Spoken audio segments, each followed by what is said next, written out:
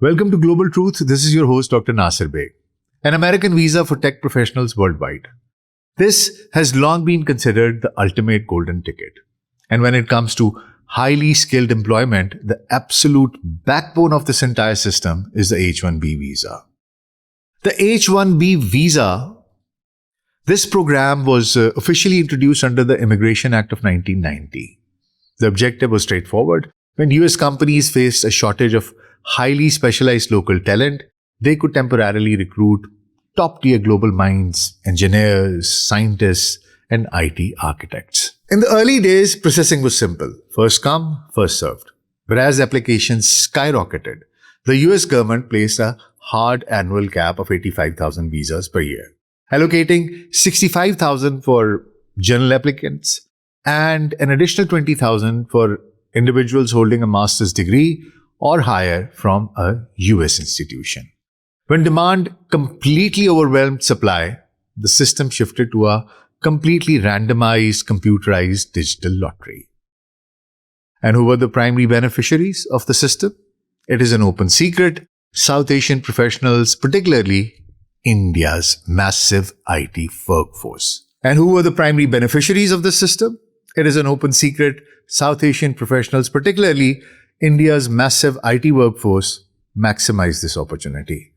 This tech talent built a phenomenal reputation in Silicon Valley, largely on the back of the H-1B visa. But while thousands of honest professionals worked day and night to earn their spot legally, a corrupt network of entities decided to turn the system into an illegal business.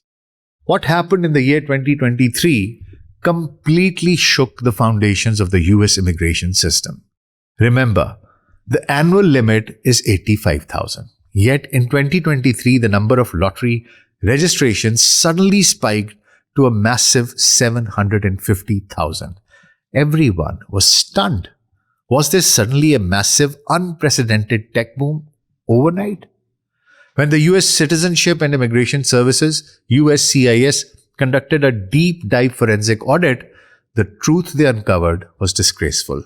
Out of those 750,000 applications, more than 400,000 were entirely fake. They were duplicate entries submitted for the exact same individuals. Here is how the game worked. Fraudulent consulting companies, often referred to as body shops, submitted 10 to 15 different applications for a single candidate using various fake shell companies. Why? To artificially boost that specific candidate's lottery selection chances by 1,500%. This was direct, coordinated theft against honest applicants who only applied once through a single real employer.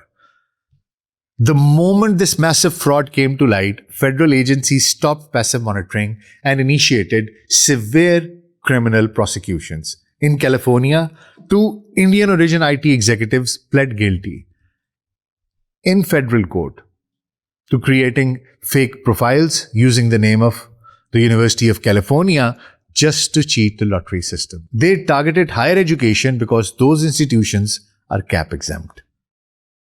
But the corruption went even deeper, revealing an exploitative system known as bench and switch.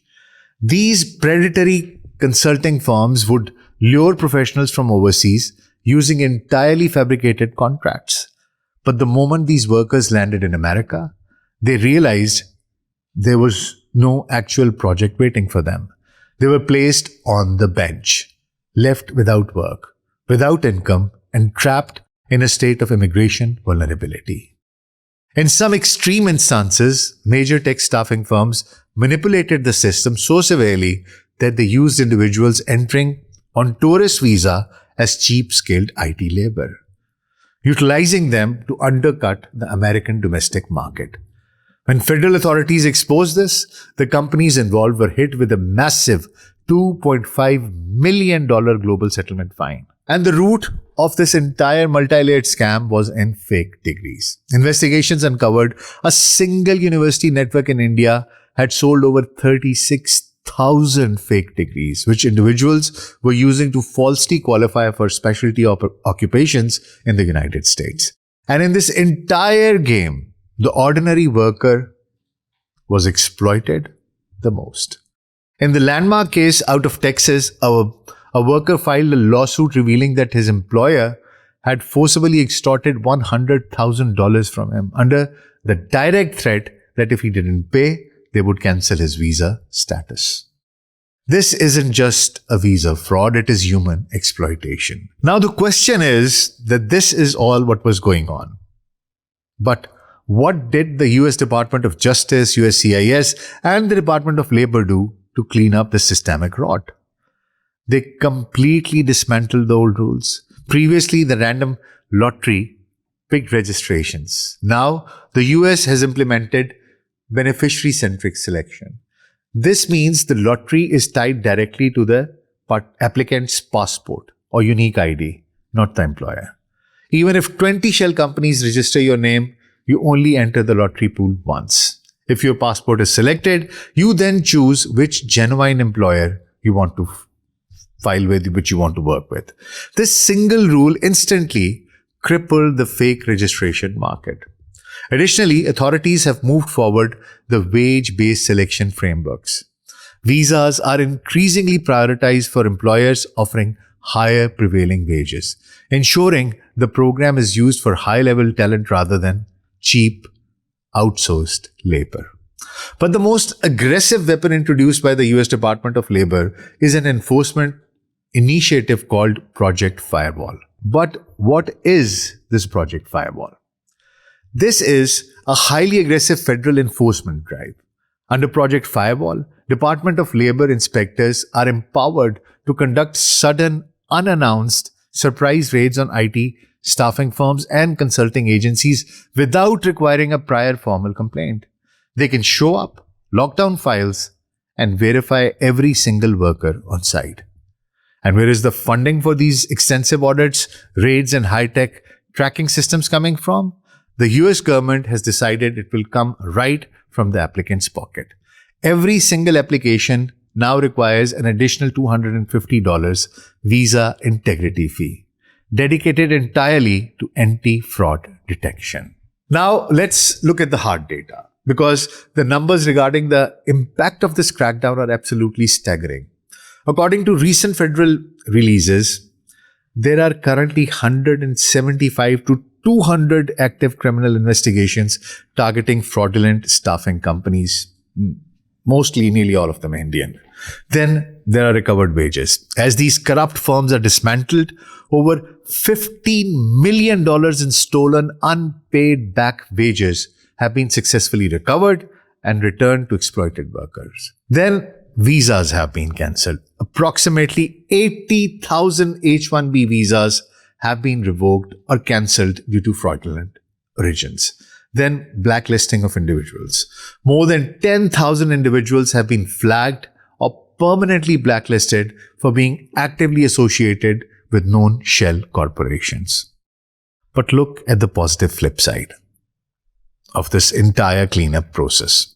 Since the beneficiary-centric lottery was enforced, fake entries have plummeted.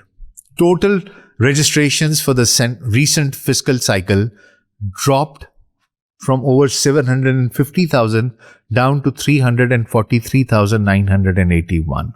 By removing nearly 50% of the fraudulent noise from the system, the selection rate for honest, legitimate applicants jumped from a miserable 24% to roughly 35%. Well, here I must discuss the most painful aspect of this entire situation, which is the collateral damage.